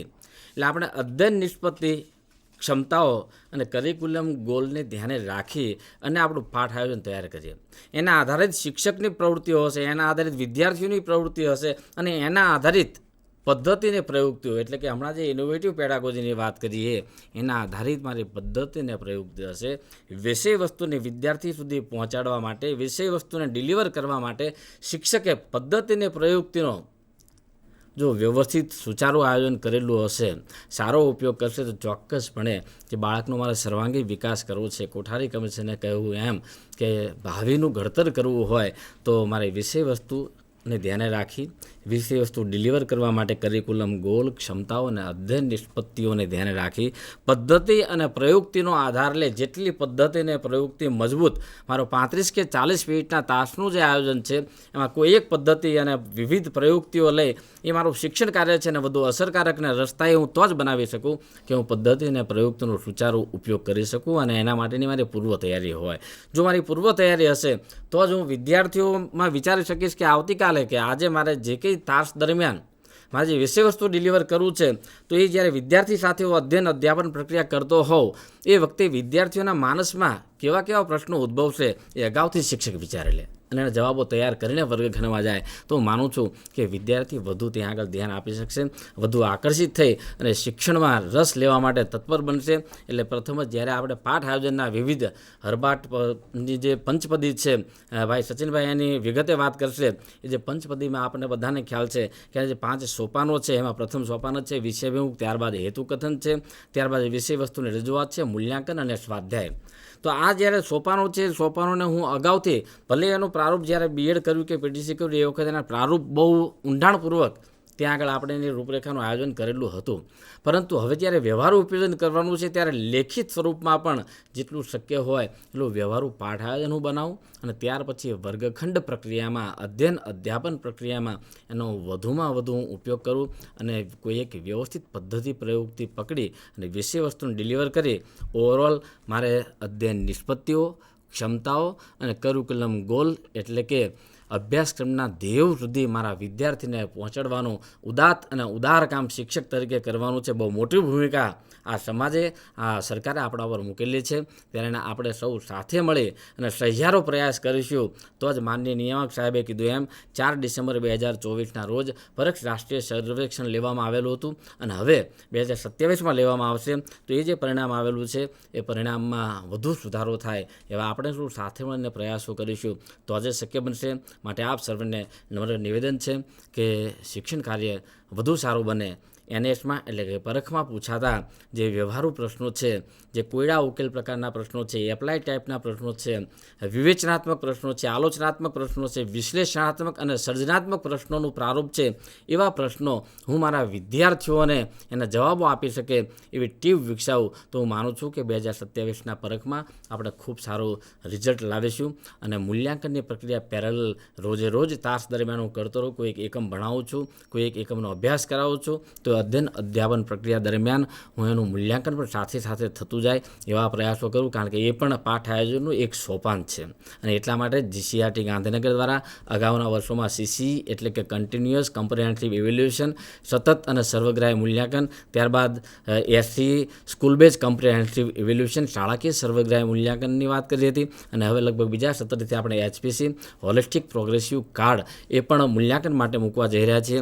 ત્યારે આપ સર્વને ફરી વખત વિનંતી છે કે આ શિક્ષણ પ્રક્રિયામાં આપણે છીએ ત્યારે આપ એક જ શિક્ષક, ગુરુજી એ જ એક એવા છે કે જે આ શિક્ષણ પ્રક્રિયામાં સારું કામ કરી અને શિક્ષણની ગુણવત્તામાં સુધારો કરી અને ખૂબ સારું પરિણામ લાવી શકે અને ભાવિ બાળકનું ઉજ્જવળ બનાવવાની જે ધુરા છે એ આપણા શિક્ષક સમાજના હાથમાં છે. ત્યારે ફરી વખત આપ સર્વને નમ્ર વિનંતી છે કે આ તાલીમ મોડ્યુલ અને તાલીમ સાહિત્ય અને તાલીમનો પોતાના વર્ગખંડમાં આપ ખૂબ ખૂબ ઉપયોગ કરી અને શિક્ષણ બાળક સુધી પહોંચાડી ગુણવત્તા સુધારણા માટે આપણે સૌ સભિત બનીએ એવી શુભેચ્છા સાથે મારી વાત પૂરી કરું છું. અસ્તુ. આભાર. પંકજભાઈ જે વાત મૂકી એનો સાર એ છે કે શિક્ષક તરીકે તમારે વર્ગખંડને સમૃદ્ધ કરવાનો છે, વર્ગને સમૃદ્ધ કરવાનો છે અને વર્ગને સ્વર્ગ કરવાનો છે. વર્ગને સ્વર્ગ કેવી રીતે કરી શકાશે એના ઘણા બધા ઉદાહરણો એમે મૂક્યા. ખાસ કરીને પદ્ધતિ અને પ્રયુક્તિઓનો ઉપયોગ થાય વર્ગખંડમાં, સાથે સાથે પૂર્વ જ્ઞાન પણ હોવું જરૂરી છે, કે એની પૂર્વ તૈયારી પણ એટલી જ જરૂરી છે કે શિક્ષક દિવેલ જેવા મોઢા સાથે વર્ગખંડમાં ના જાય, એની પૂર્વ તૈયારી સાથે જાય. આજે હું વર્ગખંડમાં શું ભણાવીશ, મારો કયો વિષય વસ્તુનો મુદ્દો હશે, એના માટેની મારી તૈયારી શું હશે, કયું એનું ટીચિંગ લર્નિંગ મટીરિયલ હશે, કેવા પ્રકારના હું પ્રશ્નો પૂછીશ, આ બધી તૈયારી સાથે જ્યારે જો શિક્ષક થાય તો શિક્ષક વર્ગખંડને સમૃદ્ધ બનાવી શકે, વર્ગને સ્વર્ગ બનાવી શકે. અને એ માટે આપણે તૈયાર થવાનું છે. આજનું જે કૌશલ્ય છે એ આ જ કૌશલ્ય છે કે પાઠ આયોજન, અને પાઠ આયોજન કેવી રીતે કરીએ કે જેથી આપણું જે નિશ્ચિત ધ્યેય છે એને આપણે એચીવ કરી શકીએ. તો પાઠ આયોજન કેવી રીતે કરી શકાય અને એના શું મહત્ત્વ છે વર્ગખંડમાં, અને એના માટે જે હરબંધની જે પંચપદીની જે વાત છે એ કેવી રીતે આપણે વર્ગખંડમાં લઈ જવાની છે એની વાત લઈને આવી રહ્યા છે સચિનભાઈ પટેલ, જેમને હું વિનંતી કરું છું કે આપણને આ મુદ્દા ઉપર વાત મૂકે. શ્રી સચિનભાઈ. આપ સૌને નમસ્કાર. GCERT ગાંધીનગર પ્રેરિત ટીચિંગ સ્કિલ આધારિત શિક્ષક તાલીમની અંદર પ્રથમ દિવસે પાઠ આયોજન કૌશલ્યમાં ઉપસ્થિત આપ સૌ સારસ્વત મિત્રોનું હું હાર્દિક સ્વાગત કરું છું. દીર્ઘદ્રષ્ટિ ધરાવનાર માનનીય નિયામક સાહેબ ત્રિવેદી સાહેબે આપણને ખૂબ સારી એવી વાત કરી. આ સાથે AK પટેલ સાહેબ અને દેવદત્ત પંડ્યા સાહેબે પણ ખૂબ સારી એવી વાત કરી. સાથે આ તાલીમને સફળ બનાવવા માટે જેમને જહેમત ઉઠાવી છે એવા સરળ સ્વભાવના ડૉક્ટર ઇકબાલભાઈ વોહરા સાહેબ, ચંદ્રેશભાઈ પાલિયા સાહેબ, જયેશભાઈ, અને આ જે આપણું પાઠ આયોજન કૌશલ્ય છે એના સમગ્ર પ્રકરણના કન્વીનર ડૉક્ટર રામચંદ્ર મહેતા સાહેબ જે ડાયટ પોરબંદર, અને ડૉક્ટર કશ્યપભાઈ જોશી સાહેબ જે પણ ડાયટ પોરબંદર છે. સાથે સાથે અમારી લેખન અને સમીક્ષા ટીમ વતી દિવાળીનો પર્વ હમણાં જ ગયો છે, તો આપ સૌ સારસ્વત મિત્રોને નૂતન વર્ષા અભિનંદન. રાષ્ટ્રીય શિક્ષણ નીતિનું વિઝન ટ્રાન્સફોર્મિંગ ઇન્ડિયા એટલે કે ભારત. આપણી રાષ્ટ્રીય શિક્ષણ નીતિ ભારતીયના મૂળ ધરાવતી શિક્ષણ પ્રણાલીની કલ્પના કરે છે. શું શીખવવાનું છે એના કરતાં કેવી રીતે શીખવવું એના પર વધારે ભારણ આપવું. એટલે કે કયો ટૉપિક શીખવવાનો છે એ ન જોતાં આપણે એ ટૉપિકને સરળ બનાવવા વિદ્યાર્થી સુધી કેવી રીતે શીખવી શકીએ તે ખાસ જોવાનું રહેશે. વર્ગખંડનું શિક્ષણ કાર્ય ગુણવત્તાયુક્ત બને તેની NEPમાં ખાસ ભલામણ કરવામાં આવી છે. NEPમાં 21મી સદીના કૌશલ્યો જેવા કે સમસ્યા ઉકેલ, સહકાર, સર્જનાત્મકતા, પ્રત્યાયન, વિવેચનાત્મક વિચારણા વગેરે વિકસાવવાની વાત કરવામાં આવી છે. આ ત્યારે જ શક્ય બનશે કે જ્યારે અધ્યયન અધ્યાપન પ્રક્રિયા દરમિયાન આ કૌશલ્યો વિકસાવવાનો સઘન પ્રયત્ન કરવામાં આવ્યો હોય, તો જ આપણે જે આપણા ધ્યેય છે એના સુધી સરળતાથી પહોંચી શકીશું. આયોજન શા માટે જરૂરી છે? મિત્રો, એક નાનકડું ઉદાહરણ આપીશ કે દિવાળીના પર્વ હમણાં જ ગયા છે, તો આપણા ઘરે જુદી જુદી વસ્તુની જરૂરિયાત હોય છે. તો આપણા જ ઘરના પરિવારના સભ્યો, એમાં મમ્મી, પત્ની, બેન જે કોઈ હોય, તો એ નાનું મોટું લિસ્ટ આઉટ કરતા હોય છે કે આપણે આટલી આટલી વસ્તુ આટલી ક્વોન્ટિટીમાં જોઈશે. તો તમે જુઓ કે સામાન્ય નાની બાબતમાં પણ આપણે લિસ્ટ આઉટ કરીને બજાર જતા હોઈએ છીએ, જે તમારા ઘરે પણ થતું હશે અને મારા ઘરે પણ થાય છે. તો આ જ વસ્તુ આપણે પણ આ શિક્ષણની અંદર કે લેખિત આયોજન સ્વરૂપે, તો આયોજન શા માટે જરૂરી છે? તો કોઈ પણ કાર્યની સફળતાનો આધાર તેના આયોજન પર રહેલો છે. આયોજન જેટલું પદ્ધતિસરનું હોય એટલી જ સફળતા મળવાની શક્યતા વધી જતી હોય છે. સામાન્ય શબ્દોમાં કહીએ તો આયોજન કાર્યની શરૂઆત કરતાં પહેલાં તૈયાર કરવામાં આવે છે. મિત્રો, જો આપણે કોઈપણ કાર્ય આયોજન વગર કરીએ તો આપણને ઘણી બધી અગવડતા પડે છે, અને એ અગવડતામાં ક્યારેક આપણે જે નિર્ધારિત લક્ષ્ય કર્યું હોય ત્યાં સુધી આપણે પહોંચી શકતા નથી. પરંતુ જો આપણે પહેલેથી પ્લાનિંગ કર્યું હોય, સમય સાથેનું ચોક્કસ આયોજન કર્યું હોય અને પૂર્ણ આયોજન કર્યું હોય, તો આપણે લક્ષ્ય સુધી પહોંચવા માટે સરળ માર્ગ પસંદ કરીને ત્યાં પહોંચી શકીએ છીએ. આયોજનમાં મુખ્યત્વે કયું કાર્ય કરવાનું છે?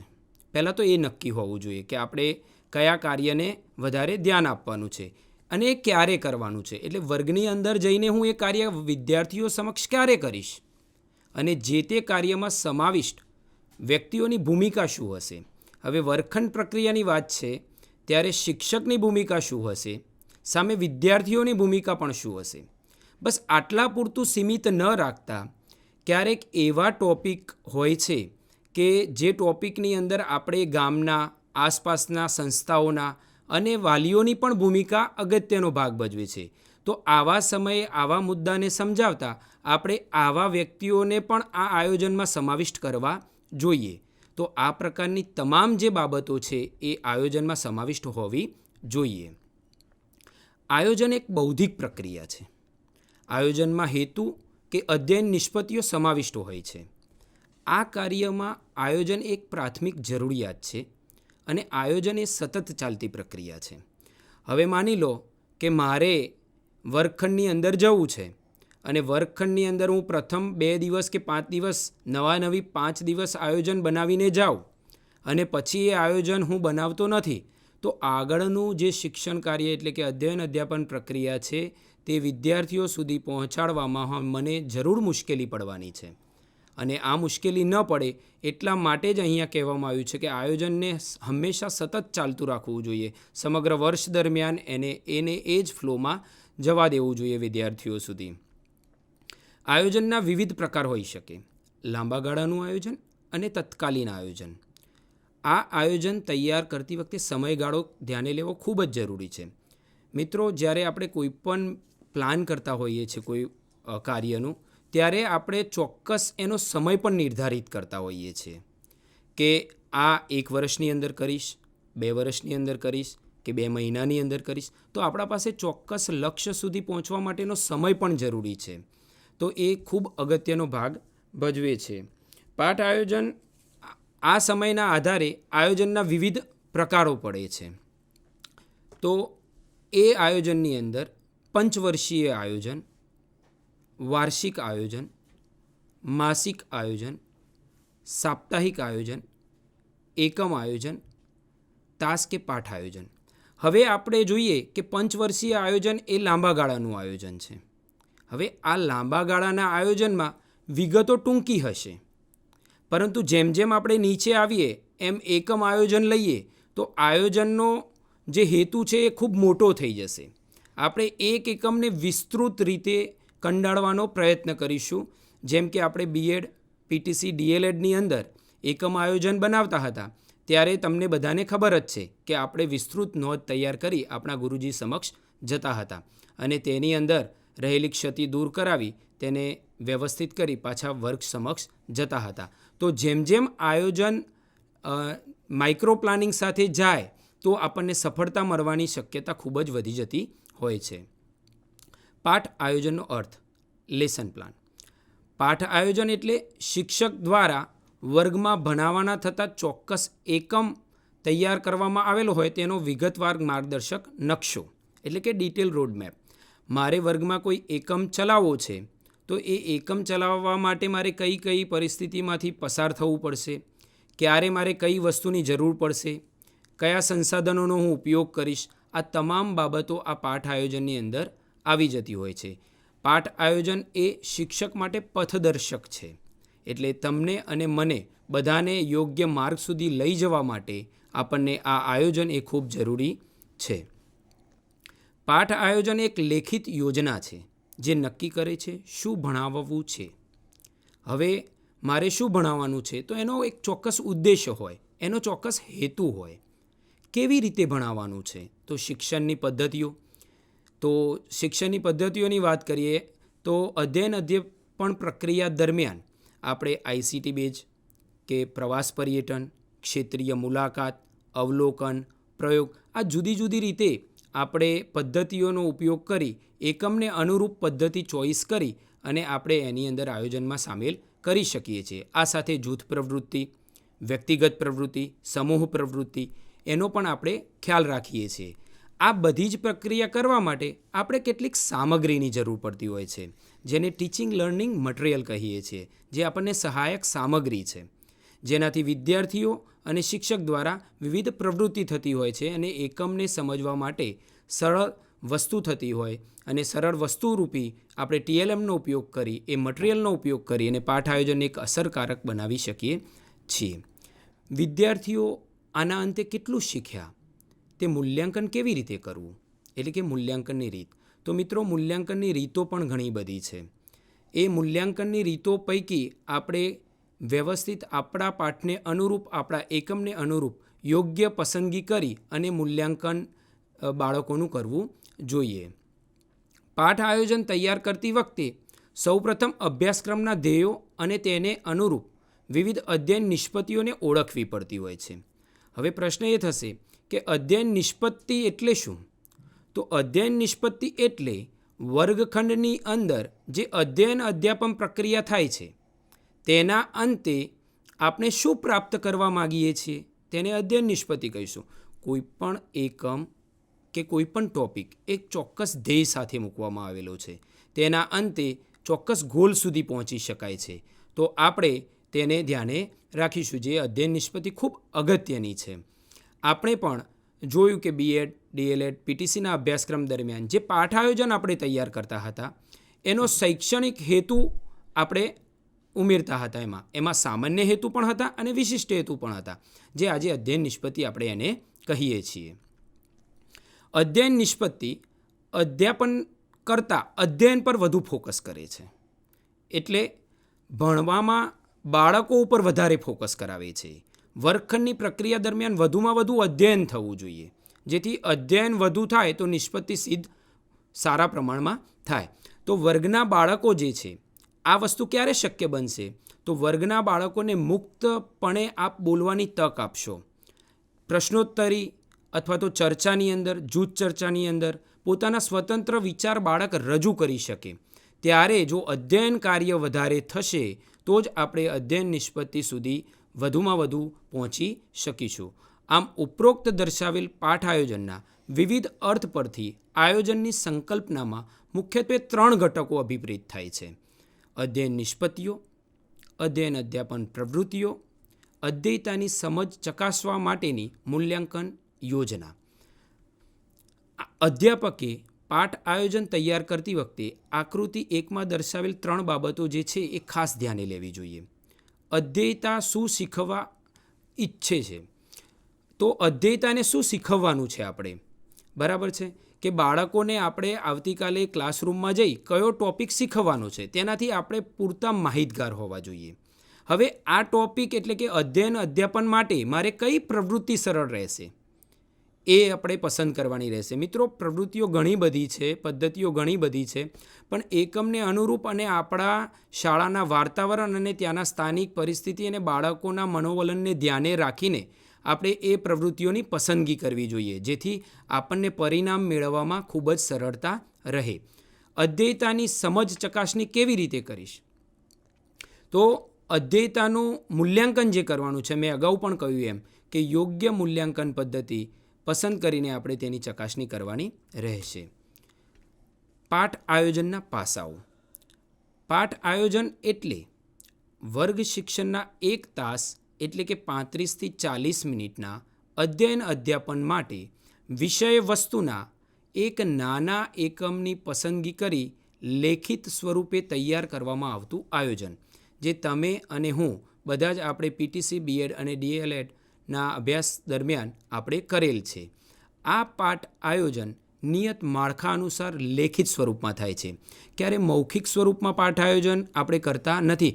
લખેલું હોય તો આપણને વાંચવા કામ આવે, અથવા તો આપણને પથદર્શક તરીકે જ્યારે જ્યારે આપણને જરૂર પડે ત્યારે એ પ્રવૃત્તિ કરવા માટે આપણને સહાયરૂપ થાય. એટલા માટે આપણે આને લેખિત સ્વરૂપમાં કરીએ છીએ. પાઠ આયોજન અધ્યાપકને માર્ગદર્શન પૂરું પાડે છે અને તેના આધારે અધ્યાપક વર્ગખંડમાં અસરકારક રીતે શિક્ષણ કાર્ય કરી શકે છે. સારા પાઠ આયોજનના લક્ષણો. પાઠ આયોજન અધ્યયતા કેન્દ્રી હોવું જોઈએ.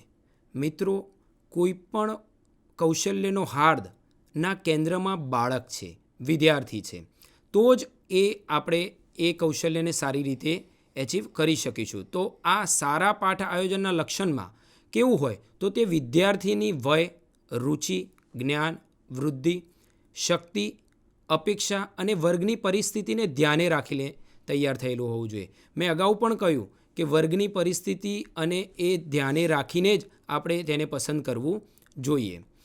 પાઠ આયોજનમાં અધ્યયન નિષ્પત્તિ, વિવિધ ઉદાહરણો, શૈક્ષણિક સાધનનો ઉપયોગ, નિયત સમયમર્યાદા, લવચિકતા, પૂરક સાહિત્ય. આ પૂરક સાહિત્યની વાત કરું તો કોઈ આપણે ફોર એક્ઝામ્પલ લઈ લઈએ કે સમાજ વિદ્યાનો ઇતિહાસનો આપણે કોઈ એકમ ચલાવી રહ્યા છીએ, તો એમાં પૂરક સાહિત્ય તરીકે આપણા પાસે સમૃદ્ધ પુસ્તકાલય શાળાઓમાં ઉપલબ્ધ છે.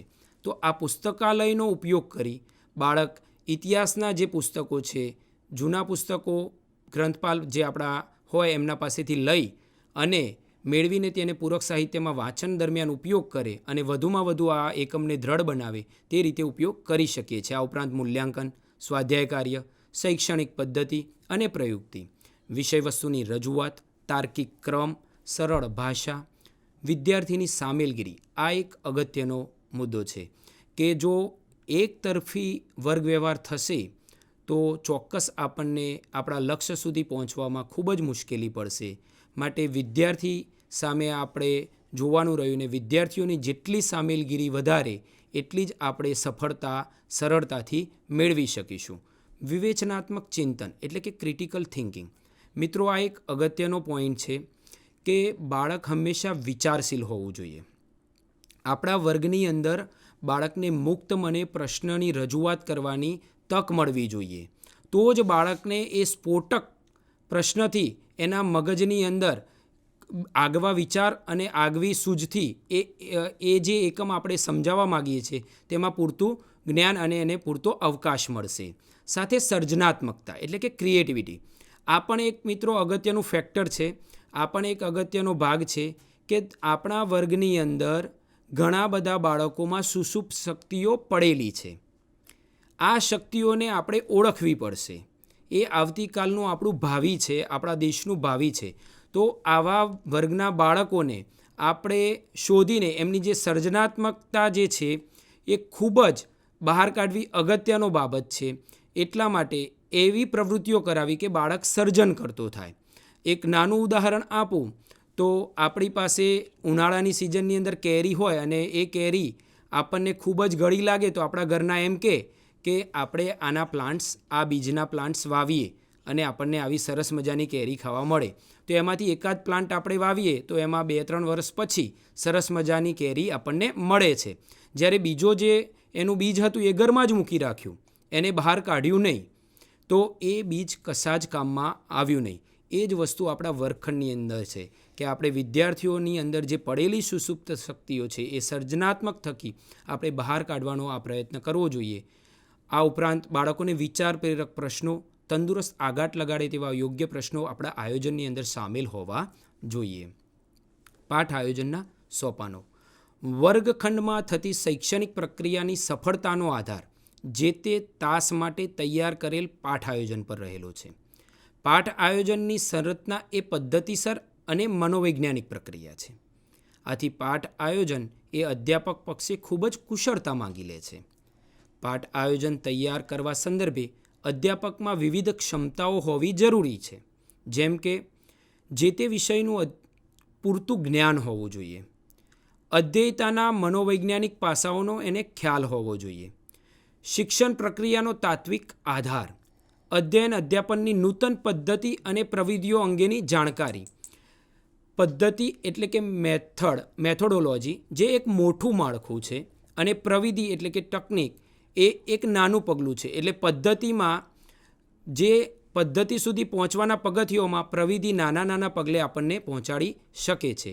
આમ વૈવિધ્યસભર મૂલ્યાંકનની પ્રવિધિઓની સમજ પણ હોવી જોઈએ. અધ્યેયતાને અનુરૂપ વિવિધ અધ્યયન અનુભવો પૂરું પાડવાનું સામર્થ્ય પણ હોવું જોઈએ. આમ પાઠ આયોજનના વિવિધ પ્રકાર હોય છે, જેમ કે detail lesson planning, semi detail lesson plan અને એપ્રોપ્રિએટ ડિઝાઇન લેસન પ્લાન. તો આ જરૂરિયાતને લક્ષ્યમાં રાખી આપ કેવા પ્રકારનું આયોજન કરવા ઈચ્છો છો તે ધ્યાને લેવાનું રહેશે. પાઠ આયોજન માટે જે.એફ. હર્બર્ટે સૂચવેલ પંચપદી પદ્ધતિ ખૂબ પ્રચલિત છે. આ આયોજનના મુખ્ય 5 સોપાનોમાં તૈયાર થતી હોય છે. આ 5 સોપાનો આ મુજબ છે, જેમાં વિષયાભિમુખ એટલે કે વિષય પ્રવેશ, હેતુ કથન અને વિષય વસ્તુનું નિરૂપણ તથા મૂલ્યાંકન અને સ્વાધ્યાય કાર્ય. તો આ જે એ સોપાનો છે એની વિસ્તૃત સમજ મારા સાથી ચારમી બેન આપણને આપશે. સચિનભાઈએ જે પાઠ આયોજન વિશેની વાત મૂકી એમાં સૌથી અગત્યની બાબત શિક્ષકે એ નક્કી કરવાની છે કે આજે મારે વર્ગખંડમાં શું ભણાવવાનું છે. ત્યારબાદ મુદ્દો એ આવે કે એ ભણાવવાનું જે મુદ્દો છે એ કઈ રીતે ભણાવવાનો છે અને આખી પ્રક્રિયા બાદ બાળકો એમાંથી શું શીખ્યા, એટલે કે મૂલ્યાંકનના માધ્યમથી આપણે એને તપાસી શકીએ છીએ. આ આખી પ્રક્રિયા છે એનું લેખિત સ્વરૂપ એટલે કે લેખિત નકશો એ પાઠ આયોજન છે. પાઠ આયોજન સમૃદ્ધ બને એના માટે હર્બટે જે પંચ પદ્ધતિ આપી છે, એના જે 5 સોપાનો આપ્યા છે એના વિશેની વાત માટે હું ચારમી બેનને વિનંતી કરું છું કે આપણને એના વિશે માહિતગાર કરે. દરેક તાલીમ સેન્ટર પર તાલીમ લઈ રહેલા સર્વે શિક્ષક મિત્રોને મારા નૂતન વર્ષાભિનંદન. તો જેમ સરે વાત કરી કે હર્બટની પંચપદી પદ્ધતિ, તો આપણે સૌ હર્બટની પંચપદી પદ્ધતિ આપણા બીએડ, પીટીસી કે ડીએલએડના અભ્યાસક્રમ દરમિયાન આપણે ભણી ચૂક્યા છે અને સારા પાઠ આયોજન વિશે આપણે સૌ માહિતગાર છીએ. તો હર્બટની પંચપદી પદ્ધતિમાં પહેલું સોપાન આવે છે વિષય વસ્તુ એટલે કે વિષયાભિમુખ એટલે કે વિષય પ્રવેશ. આ સોપાનને આપણે વિષયાભિમુખ, વિષય પ્રવેશ, પૂર્વ તૈયારી, પ્રાસ્તવિક કે પૂર્વજ્ઞાન ચકાસણી જેવા વિવિધ નામોથી પણ ઓળખી શકાય છે. મનોવૈજ્ઞાનિક દૃષ્ટિકોણથી જોવા જઈએ તો આ સોપાન આગવું મહત્ત્વ ધરાવે છે, કારણ કે આપણે પૂર્વજ્ઞાનની ચકાસણી કરી અને નવા જ્ઞાન સાથે તેને જોડાણ કરવાનું છે અને આપણો એકમ સરળ બનાવવાનો છે. જેમ કે આપણે સૌ શિક્ષક મિત્રો જાણીએ છીએ કે આપણને જેટલી વધારે ભૂખ હોય એટલે આપણને આપણી થાળી સ્વાદિષ્ટ લાગે છે. એમ જ્યારે બાળક આપણા જોડે આવે છે ત્યારે આપણે એના પૂર્વજ્ઞાનની ચકાસણી કરવાની છે. આ સોપાનના મુખ્યત્વે 3 હેતુઓ છે, જેમ કે પૂર્વજ્ઞાનની ચકાસણી કરવી, પૂર્વજ્ઞાન અને નવા જ્ઞાનનું જોડાણ કરવું અને અધ્યેતાઓને અધ્યયન માટે તત્પર બનાવવા. જેમ કે મારે પાણીના મહત્ત્વ વિશેની વાત કરવી છે બાળકોને, તો હું સૌપ્રથમ શું પૂછીશ કે તમે પાણીનો ઉપયોગ ક્યાં ક્યાં કરો છો? તો દરેક અધ્યેતા તરફથી મને અલગ અલગ જવાબ મળશે. કોઈ કહેશે પીવામાં, કોઈ કહેશે નાહવામાં, કોઈ કહેશે રસોઈ બનાવવામાં.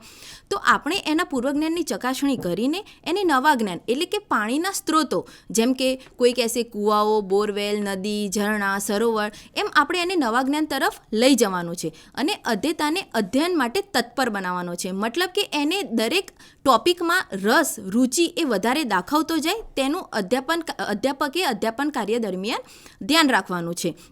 જેમ કે વિષય પ્રવેશ કે વિષયાભિમુખ માટે અધ્યાપક કઈ પ્રયુક્તિ કે પદ્ધતિનો ઉપયોગ કરી શકે છે? તો પ્રશ્નોત્તરી, વાર્તા કથન, સંવાદ, રોલ પ્લે, ગાન, ચિત્ર નિદર્શન કે ચર્ચા જેવી વિવિધ પ્રયુક્તિઓ પૈકી યોગ્ય પ્રયુક્તિ કે જે એકમને અનુરૂપ હોય એને લક્ષ્યમાં રાખીને આ સોપાનનું આપણે પાઠ આયોજન તૈયાર કરવું જોઈએ.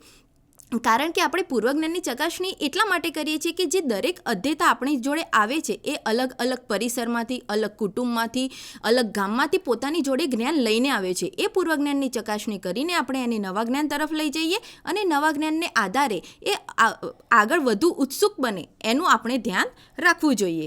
ત્યારબાદ આવે છે હેતુકથન. તો હેતુકથન પાઠ આયોજનનું દ્વિતીય સોપાન છે. આ સોપાન અંતર્ગત જે તાસ દરમિયાન શું શીખવવાનું છે તેની અધ્યાપક દ્વારા એકદમ સરળ અને સ્પષ્ટ શબ્દોમાં અધ્યેતા સમક્ષ રજૂઆત કરવામાં આવે છે.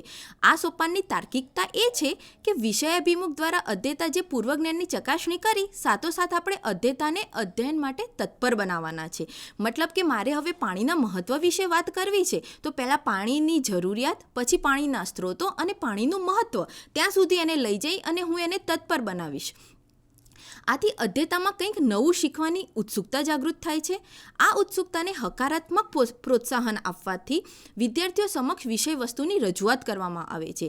આમ આ સોપાન અંતર્ગત જે તે વિષયાંગનું શીર્ષક અને એની થોડી પરિચયાત્મક માહિતી અધ્યેતા સમક્ષ રજૂ કરવામાં આવે છે. મતલબ જે વિષયાંગ આપણે ભણાવવા જઈ રહ્યા છે તેની આછી પાતળી ઝલક આપણે હેતુકથન દરમિયાન આપીએ છીએ. તો આ હેતુકથનનું મહત્ત્વ શું હશે? તો એના માટે આપણે જોઈએ કે પ્રથમ નંબરે આવે છે સ્પષ્ટતા. તો અધ્યેતાને સ્પષ્ટતા મળે છે કે તેને આગળ શું જ્ઞાન મળવાનું છે. ત્યાર પછી આવે છે કે ધ્યાન કેન્દ્રિત. તો અધ્યેતા એ વિષયાંગ એ એકમ પર ધ્યાન કેન્દ્રિત કરી રાખે છે. ત્યારબાદ આવે છે પ્રેરણા, એટલે કે અધ્યતાને સમજવામાં મદદરૂપ થશે કે આ માહિતી શા માટે મહત્ત્વપૂર્ણ છે. તો પાણીનું મહત્ત્વ મેં સમજાવ્યું, તો પાણીનું મહત્ત્વ એને ક્યાં ક્યાં મહત્ત્વપૂર્ણ લાગે છે એનું જ્ઞાન મળશે. ત્યારબાદ આવે છે 3જા નંબરનું સોપાન વિષય વસ્તુનું નિરૂપણ. તો વિષય વસ્તુનું નિરૂપણ છે એ આ સમગ્ર પાઠ આયોજનનું હાર્દ ગણાય છે. જેમ એક જીવતા માણસમાં હાર્ટ એટલે કે હૃદયની જેટલી જરૂરિયાત છે, એમ આપણે 35 કે 40 મિનિટના તાસ દરમિયાન વિષય વસ્તુનું નિરૂપણ એટલે કે આપણે જે ઉદ્દેશ્ય સાથે વર્ગખંડમાં જઈ રહ્યા છે એ વિષય વસ્તુના નિરૂપણ ઉપર આધાર રાખે છે. જેટલું વિષય વસ્તુનું નિરૂપણ અસરકારક હશે તેટલું જ અધ્યતાને એ સમજવામાં મદદરૂપ રહેશે. તો વિષય વસ્તુનું નિરૂપણ દરમિયાન આપણે શું ધ્યાન રાખવું જોઈએ? તો આપણે એનઈપીના આપણા આધાર સ્તંભો છે, જેમાં મેઇન છે શિક્ષણના લક્ષ્યો, એના પછી આવે છે અભ્યાસક્રમના ધ્યેયો, ત્યાર પછી આવે છે ક્ષમતાઓ અને પછી આવે છે અધ્યયન નિષ્પત્તિઓ. તો શિક્ષણના લક્ષ્યો સમગ્ર શિક્ષા એટલે કે સમગ્ર એના સ્કૂલ દરમિયાન પૂરા કરવાના થતા હોય છે. તો અભ્યાસક્રમના ધ્યેયો, તો અભ્યાસક્રમના ધ્યેયો અભ્યાસક્રમની રૂપરેખા પર આધારિત હોય છે, જે વર્ગખંડ દરમિયાન આપણે સૌ અમલીકરણ કરવાના છે. ત્યાર પછી આવે છે શૈક્ષણિક હેતુઓ. તો અધ્યાપક વિવિધ શૈક્ષણિક હેતુઓ દ્વારા અધ્યાપન કાર્ય પોતાનું સરળ બનાવી શકે છે. ત્યાર પછી આવે છે અધ્યયન નિષ્પત્તિઓ. જેમ કે ક્ષમતા છે એ સતત ચાલતી પ્રક્રિયા છે, આપણે એ કોઈ એક ધોરણમાં પ્રૂવ કરી શકતા નથી, પણ અધ્યયન નિષ્પત્તિ એ એનઈપીના લક્ષ્યાંકો સુધી પહોંચવા માટેનું આપણું પગથિયું છે. અધ્યયન નિષ્પત્તિ એચિવેબલ છે, પોસિબલ છે અને રીચેબલ છે, અને તેને ટ્રેક પણ કરી શકીએ છીએ. જેટલી અધ્યયન નિષ્પત્તિ સારી રીતે સિદ્ધ થઈ શકશે તેટલી ક્ષમતાઓ વધારે સારી રીતે સિદ્ધ થઈ શકશે, અને જેટલી ક્ષમતાઓ વધારે સારી રીતે સિદ્ધ થઈ શકશે એટલા અભ્યાસક્રમના ધ્યેયો સારી રીતે સિદ્ધ થઈ શકશે, અને અભ્યાસક્રમના ધ્યેયો જેટલા સારી રીતે સિદ્ધ થઈ શકશે એટલા આપણા શિક્ષણના લક્ષ્યો સિદ્ધ થઈ શકશે અને આપણે એનઈપીના લક્ષ્યાંકો સુધી પહોંચી શકીશું. ત્યારબાદ આવે છે અધ્યયન બિંદુઓ. તો અધ્યયન બિંદુઓ એકમના મહત્ત્વના મુદ્દા છે. સમગ્ર પાઠમાં જે મહત્ત્વના મુદ્દાઓ આપણે બાળકો સુધી પહોંચાડવાના છે તેને આપણે અધ્યયન બિંદુઓ તરીકે ઓળખીએ છીએ, અને મહત્ત્વપૂર્ણ અધ્યયન બિંદુઓના આધારે આપણે અધ્યયન નિષ્પત્તિ સિદ્ધ કરી શકીએ છીએ. ત્યાર પછી આવે છે શિક્ષકની પ્રવૃત્તિઓ. તો જે અધ્યયન બિંદુઓ સંદર્ભે અધ્યયન નિષ્પત્તિઓને આપણે ધ્યાનમાં રાખીને મહત્તમ પ્રમાણમાં અધ્યયન નિષ્પત્તિ સિદ્ધ કરવા માટે વિવિધ પ્રવૃત્તિઓ શિક્ષક દ્વારા ઉપયોગમાં લેવાય છે. જેમ કે આઈસીટી બેઝડ લર્નિંગ છે, કળા આધારિત શિક્ષણ છે, રમતગમત આધારિત શિક્ષણ છે, એમ વિવિધ પેડાગોજીનો ઉપયોગ કરીને શિક્ષક પોતાનો એકમ સરળ બનાવી શકે છે. ત્યાર પછી આવે છે વિદ્યાર્થીની પ્રવૃત્તિઓ. તો વિદ્યાર્થીની પ્રવૃત્તિઓ અધ્યાપક જે અધ્યયન બિંદુને સરળ બનાવવા માટે વિવિધતાસભર પ્રવૃત્તિ કે પ્રયુક્તિનો ઉપયોગ કરી રહ્યો છે તેમાં વ્યક્તિગત પ્રવૃત્તિ, જોડી પ્રવૃત્તિ, જૂથ પ્રવૃત્તિનો ઉપયોગ કરીને વિદ્યાર્થી પોતાનું અધ્યયન બિંદુ વધારે ને વધારે ઊંડાણપૂર્વક સમજી શકશે.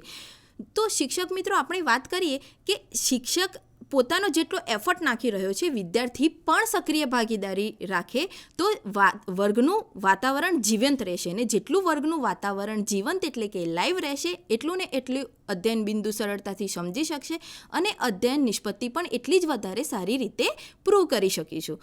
ત્યાર પછી આવે છે સંદર્ભો અને ઉદાહરણો. તો અધ્યાપક પોતાને પૂરક સંદર્ભો અને ઉદાહરણ મૂકી અને પાઠ આયોજન સરળ બનાવી શકે છે. ત્યાર પછી આવે છે અવનવી શૈક્ષણિક પ્રવૃત્તિઓ. તો જે આ એકમ છે એને સરળ બનાવવા માટે અધ્યાપક જૂથ ચર્ચા, રમતગમત આધારિત, સંગીત આધારિત, ચિત્ર આધારિત જેવા વિવિધ વિષયોમાં એને જરૂરિયાત લાગે તેવી અવનવી શૈક્ષણિક પ્રવૃત્તિનો ઉપયોગ કરીને પોતાનું પાઠ આયોજન સરળ બનાવી શકે છે. ત્યાર પછી આવે છે મૂલ્યાંકન. તો હર્બટની પંચપદી પદ્ધતિમાં ચોથું સોપાન છે આપણું મૂલ્યાંકન. તો આપણે જે અધ્યયન નિષ્પત્તિની વાત કરીએ છીએ તે કેટલા અંશે સિદ્ધ થઈ છે તેની ચકાસણી આપણે મૂલ્યાંકન દ્વારા કરી શકીએ છીએ. આ સોપાન અંતર્ગત વિદ્યાર્થીઓને જે શીખેલા મુદ્દાઓ છે તેના પર કઈ બાબતે પકડ મેળવી શક્યો છે અને કઈ બાબતોમાં કચાશ રહી ગઈ છે. આમ આ બંને દ્રષ્ટિકોણની ચકાસણી કરવામાં આવે છે. આપણે મૂલ્યાંકનને પુનરાવર્તન પણ કહી શકીએ છીએ. આ સોપાનનો જે હેતુ છે એ કોઈ નવી બાબતનું અધ્યયન કે અધ્યાપન કરાવવાનો બિલકુલ નથી, પણ જે શીખેલી બાબતો છે તેનું મૂલ્યાંકન કરવાનું છે. તાસ દરમિયાન જે શીખવેલા મુદ્દાઓ છે એને લક્ષ્યમાં રાખીને આપણે મૂલ્યાંકન કરવું જોઈએ. મૂલ્યાંકન કરવા માટે પણ વિવિધ પ્રયુક્તિઓનો આપણે ઉપયોગ કરી શકીએ છીએ, જેમ કે પ્રશ્નોત્તરી, ખાલી જગ્યા, જોડકા જોડવા, આકૃતિઓ, દોરેલી આકૃતિનું નામ નિર્દેશન કરાવવું, શીખેલા નિયમોની નવીન પરિસ્થિતિમાં ચકાસણી કરવી, વ્યવહારિક ઉપયોગો અને ઉકેલો શોધવા, તેમજ આપણે હવે ICT બેઝડ કોઈ રમત આધારિત મૂલ્યાંકન કરાવી શકીએ છીએ, જેમાં આપણે પહેલાં સરળ ક્વેશ્ચન, પછી થોડા ભારે ક્વેશ્ચન અને હોટ પ્રકારના ક્વેશ્ચન, આમ આપણે સરળથી કઠિન તરફ મૂલ્યાંકન કરીને અધ્યયન નિષ્પત્તિઓમાં જ્યાં કચાશ રહી ગઈ છે એ આપણે જાણી શકીએ છીએ. કારણ કે દરેક અધ્યેતા સરખા પ્રમાણમાં અને સરખું જ શીખે છે એ જરૂરી નથી. એટલે જે અધ્યયન નિષ્પત્તિમાં એની કચાશ રહી ગઈ છે તેમાં આપણે એને પુનરાવર્તન કરાવી શકીએ છીએ. ત્યારબાદ આવે છે સ્વાધ્યાય કાર્ય. તો સ્વાધ્યાય કાર્ય છે એ પાઠ આયોજનનું 5મું સોપાન છે. આ સોપાનને આપણે ગૃહ કાર્યના નામથી પણ ઓળખીએ છીએ. આ સોપાનનો જે મુખ્ય હેતુ છે એ જે તાસ દરમિયાન આપણે વર્ગખંડમાં જે શીખવાયેલ એકમ છે એનો દ્રઢીકરણ કરાવવાનો છે. મૂલ્યાંકન દ્વારા અધ્યયતાઓમાં કયા મુદ્દાઓ સંદર્ભે કચાશ રહી ગઈ છે તે આપણે મૂલ્યાંકન દ્વારા જાણી શકીએ છીએ. હવે આ કચાશને આપણે દ્રઢીકરણથી દૂર કરવાના આશયથી આપણે સ્વાધ્યાય કે ગૃહ કાર્ય સોંપીએ છીએ. હવે સ્વાધ્યાય કે ગૃહ કાર્ય પર આપણે અધ્યયતાને એમાં પકડ આવી જાય છે અને જેનાથી એમાં રહેલી કચાશ એ દૂર કરી શકે છે અને એને એ વિષય પ્રત્યે રસ જાગૃત થાય છે. આપણો સૌનો છેલ્લો ગોલ તો એ જ છે કે વિદ્યાર્થીને એમાં જે આપણે એકમ શીખવવા માગીએ છીએ, જે વિષય શીખવવા માગીએ છીએ એમાં એ વધારે ને વધારે રસ અને રુચિ કેળવતો જાત. અધ્યયતાઓ બીજો જે નવીન એકમ શીખવવાનો છે એમાં પણ ઉત્સુકતા દાખવે છે. શક્ય હોય ત્યાં સુધી આપણે અધ્યયતાઓને સ્વાધ્યાય કાર્ય વ્યવહારિક કક્ષાનું સોંપવું જોઈએ કે જે પોતે જાતે એમાં મહેનત કરી શકે. જેમ કે હું એને પ્રશ્ન અને જવાબ બંને લખાઈ દઉં તો એને પોતાની મૌલિકતા રહેતી નથી અને એ પોતાની વિચારશક્તિ પણ એ વિચારી શકતો નથી. એના આધારે આપણે એક પ્રશ્ન આપીને છોડી દઈએ અને એને વિચારવા દઈએ તો એની મૌલિકતા પણ ખીલે છે અને એને વિચારશક્તિ પણ ખીલે છે અને એ મૌલિક લખાણ પણ લખી શકે છે. તો આમ આપણે આ જે હર્બટની પંચપદીના 5 સોપાનો જે જોયા એના આધારે આપણે પાઠ આયોજન તૈયાર કરવું જોઈએ. આ 5 સોપાનો અંતર્ગત આપણે કયું કયું કાપા કાર્ય કરી શકીએ છીએ તેની આપણે લેખિત સ્વરૂપે પણ રજૂઆત રાખવી જોઈએ. શેના માટે? કારણ કે જો આપણે મૌખિક રજૂઆત કરવા જઈએ છીએ તો આપણાથી ઘણા મહત્ત્વના અધ્યયન બિંદુઓ પણ છૂટી જતા હોય છે. તેના માટે આપણે એક લેખિત સ્વરૂપે રજૂઆત કરવી જોઈએ અને આ દરેક હેતુને લક્ષ્યમાં રાખીને પાઠ આયોજન સરસ વર્ગખંડમાં યોગ્ય રજૂઆત કરી શકીએ અને મહત્તમ અધ્યયન નિષ્પત્તિઓ આપણે પ્રાપ્ત કરી શકીએ તે પ્રમાણેનું બનાવવું જોઈએ. હવે આવે છે કે પાઠ આયોજનનું માળખું. તો આપણે સૌ પાઠ આયોજનનું માળખું શિક્ષક મિત્રો BEd, DLEd કે PTC દરમિયાન ભણી ચૂક્યા છે અને એ પાઠ આયોજનના માળખામાં આપણે 5 વિભાગમાં અલગ અલગ વિભાજિત કરીએ છીએ. તો આ પાઠ આયોજનનું જે માળખું છે એ આપણા મોડ્યુલના પેજ નંબર 87માં તમે જોઈ શકો છો, જેનો ઉપયોગ તમે વર્ગખંડમાં પણ કરી શકો છો. હવે આપણા MT શિક્ષક મિત્રો હશે એ તમને થોડું બદલાયેલું આપણું જે પાઠ આયોજનનું માળખું છે જેમાં આપણે સૌથી વધારે અધ્યયન બિંદુ, અધ્યયન નિષ્પત્તિ, અભ્યાસક્રમના ધ્યેયો અને શિક્ષણના લક્ષ્યો ઉપર ફોકસ કરવાનું છે તેના વિશે તમારી જોડે ચર્ચા કરશે અને તમે મોડ્યુલમાં આપેલા જે ડેમો લેક્ચર એટલે કે ડેમો પાઠ જોશો દરેક વિષયના તેનો તમે અભ્યાસ કરી અને તમે તમારા પાઠ આયોજન પણ એ રીતે બનાવો અને એ પાઠ આયોજન આપણે વર્ગખંડમાં અધ્યયતા સુધી લઈ જઈએ અને સારી રીતે એમને સમજાવી શકીએ અને આપણે NEPના લક્ષ્યાંકો સુધી પહોંચી શકીએ તેની શુભેચ્છા છે. હું મારી વાતને અહીંયા વિરામ આપું છું. નમસ્તે. આભાર ચાર્મીબેન. મિત્રો, આજે પાઠ આયોજન વિશેની વાત મૂકવામાં આવશે, જેમાં આજે મિત્રોએ જે વાત મૂકી છે પાઠ આયોજન વિશે અને એના સોપાનો વિશે, એટલે ત્યાં જે તજજ્ઞ મિત્રો છે કે જે વાત અહીંથી રજૂ થઈ છે એનું પુનરાવર્તન ન થાય. આજના સમગ્ર દિવસનું આયોજન એ રીતે છે કે પાઠ આયોજન કૌશલ્ય વિશેની વાત મૂકાશે, એનું મહત્ત્વ અને એને વર્ગખંડમાં કેવી રીતે ઉપયોગમાં લેવાનું છે એની સમજૂતી આપવામાં આવશે. ત્યારબાદ આપને જૂથ કાર્ય કરીને પાઠ આયોજન કૌશલ્યના માધ્યમથી કોઈ એક એકમને પસંદ કરીને, કોઈ એક અધ્યયન નિષ્પત્તિને પસંદ કરીને તમારે પાઠ આયોજન તૈયાર કરવાનું થશે. તૈયાર થયા બાદ એનું રજૂઆત કરવા માટેની આપને તક આપવામાં આવશે અને એના દરમિયાન અવલોકન માટેનું પત્રક પણ વિકસાવવામાં આવેલું છે. એટલે અવલોકન પત્રક પણ ની કામગીરી પણ તજજ્ઞ દ્વારા આપને સોંપવામાં આવશે અને છેલ્લે જે આપના દ્વારા તૈયાર કરવામાં આવેલું જે પાઠ આયોજન છે એ કેટલું સરસ છે એના ઉપર ચર્ચા થશે. એમાં જે પણ સારા પાસા, નબળા પાસા એની ચર્ચા કરીને એને વધુ કેવી રીતે સમૃદ્ધ બનાવી શકાય એના વિશેની વાત મૂકવામાં આવશે. તો આ સમગ્ર પ્રક્રિયા છે બહુ સારી રીતે થાય અને એમાં તમામ શિક્ષકો જૂથમાં કાર્ય થાય ત્યારે બને છે એવું કે કેટલાક સક્રિય હોય છે, કેટલાક નિષ્ક્રિય હોય છે. એટલે તજજ્ઞ મિત્રોને વિનંતી છે કે તમામ જૂથના સભ્યો છે સક્રિય રીતે જોડાય, અને કારણ કે શિક્ષક આ તાલીમ બાદ વર્ગખંડમાં કામ કરશે ત્યારે એની પાસે કોઈ જૂથ નહીં હોય, ત્યારે ત્યાં એને એકલાએ જ કામ કરવાનું થશે. તો અહીંયાથી જે શીખીને જશે એને વર્ગખંડમાં બહુ સારી રીતે અને સમૃદ્ધ રીતે ઉપયોગમાં લઈ શકશે. એટલે સૌ તજજ્ઞ મિત્રોને વિનંતી છે કે આ આજનું જે એક દિવસનું કામ છે એ બહુ સમૃદ્ધ રીતે થાય, સારી રીતે થાય, સારી રીતે શિક્ષકો શીખે, અને જે મુદ્દાઓ કૌશલ્યની શીખવવા માટેની આજની આ બેઠક યોજાઈ છે એ બેઠકમાં સારી રીતે શીખીને વર્ગખંડમાં એનો ઉપયોગ કરતા થાય એ જોવાય એ માટેનું આપણું આયોજન છે. તો આજની આ બેઠકમાં માન્ય નિયામક શ્રી પી.કે. ત્રિવેદી સાહેબ ઉપસ્થિત રહ્યા, ડૉક્ટર દેવદત્ત પંડ્યા સાહેબ રીડર શ્રી GCRT ઉપસ્થિત રહ્યા, ડૉક્ટર વિજયભાઈ પટેલ, ડૉક્ટર પંકજભાઈ મિસ્ત્રી અને બંને મિત્રો સચિનભાઈ અને ચારમીબેન પણ ઉપસ્થિત રહીને આપ સૌને માર્ગદર્શિત કર્યા છે. આપ સૌને ફરીથી વિનંતી છે કે આ તાલીમ 5 દિવસીય છે. અહીંયા 5 કૌશલ્ય શીખવવામાં આવે છે અને 5 કૌશલ્યના તજજ્ઞો દરરોજ બદલાતા રહેશે. આયોજન એવી રીતે છે કે આપને કૌશલ્ય વિશે માહિતગાર કરીને પછી એ કૌશલ્યમાં તમે હસ્તગત થાવ એ માટે આપને તક આપવામાં આવશે, ડેમોન્સ્ટ્રેશન કરવામાં આવશે, અને આપને જૂથ કાર્ય બાદ આપને પોતાને પણ એના શીખ્યા બાદ એનું ડેમોન્સ્ટ્રેશન કરવાનું થશે.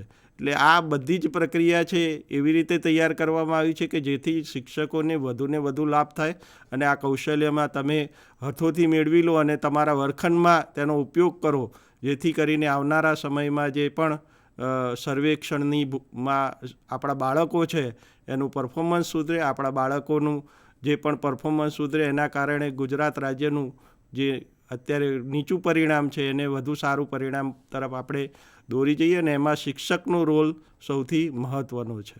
એટલે આપ સૌને ફરીથી કદાચ મુશ્કેલી પડી હશે, પણ એ મુશ્કેલીને અવગણીને અત્યારે આપ જે પણ સેન્ટર પરથી તાલીમ લઈ રહ્યા છો ત્યાં સારી રીતે તાલીમ મેળવો, અને તાલીમ બાદ માત્ર તાલીમ તમારા પૂરતી ન રહે અને વર્ગખંડમાં એનો બહુ જ સારો ઉપયોગ થાય અને એનો સીધો લાભ બાળકોને મળે તે માટે આપ સૌને હાર્દિક અપીલ કરું છું અને આ સેશનને અહીંયા પૂરી કરીએ છીએ. આભાર.